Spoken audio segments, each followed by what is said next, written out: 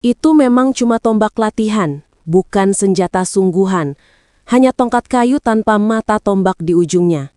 Tapi, karena bagian ujungnya sedikit diruncingkan, kalau menusuk ke arah yang tepat, hasilnya tetap saja menyakitkan.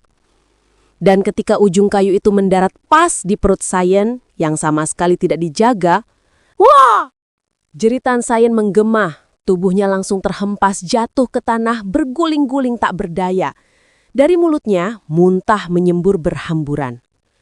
Sial berteriak panik, berlari mendekati saudara kembarnya. Sementara Nina, si pelayan, hanya bisa menutup mulut rapat-rapat. Syok, ngeri, tak sanggup percaya dengan apa yang barusan ia saksikan. Eugene hanya menurunkan tombaknya.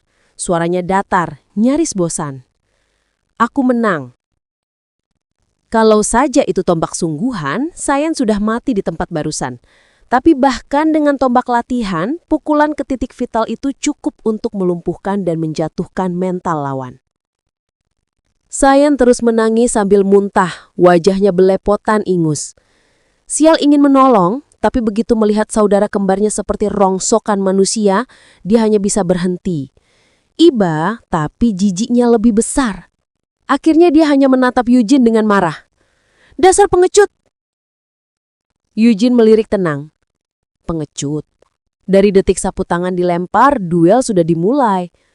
Lempar sapu tangan, terus hitung sampai 3, baru mulai mukul. Eugene balas sinis.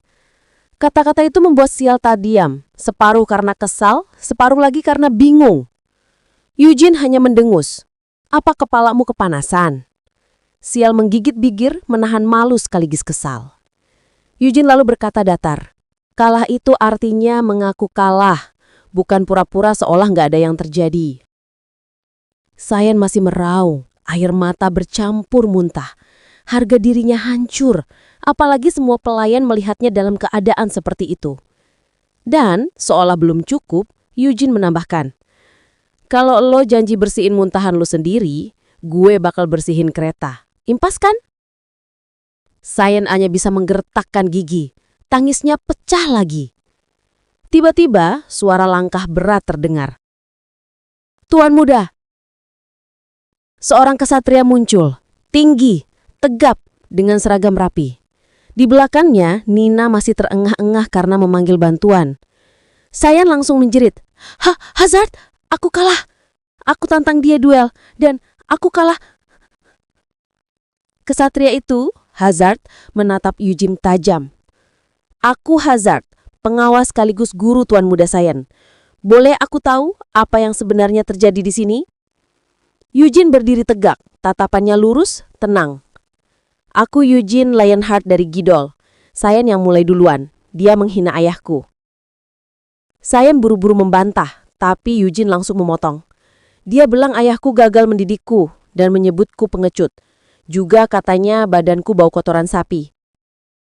Hazard mengernyit, melirik Sayen yang hanya bisa memerah padam. Eugene lalu menampakkan dingin. Dan sekarang mulutnya bau muntah, sebaiknya diam.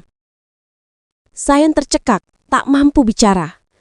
Hazard sendiri terdiam saat. Sosok Eugene berbeda, tenang, kalem, tapi tajam. Bukan seperti Sayen yang selalu manja. Akhirnya Hazard hanya bisa berkata, alasanmu masuk akal, tapi seranganmu terlalu keras. Eugene balas cepat. Bukankah lebih menghina kalau duel ditahan-tahan? Hazard terdiam saat lalu menunduk pelan. Maaf atas kelancanganku. Sayen langsung melotot. Hazard, dia pasti udah latihan mana? Mana mungkin gak?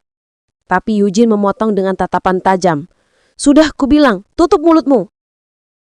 Sayen gemetar. Hazard menutup mata sejenak lalu berkata pelan. Tidak ada mana sama sekali darinya. Sayen hanya bisa menangis makin keras. Harga dirinya terkoyak, tubuhnya lemah, dan semua orang melihat kehinaannya. Hazard membungkuk hormat. Kalau begitu, Tuan Eugene, sampai jumpa lagi. Saat mereka pergi, Xiao sempat menoleh. Ada senyum kecil di wajahnya. Sampai nanti, katanya singkat. Eugene hanya melambaikan tangan santai. Bye-bye.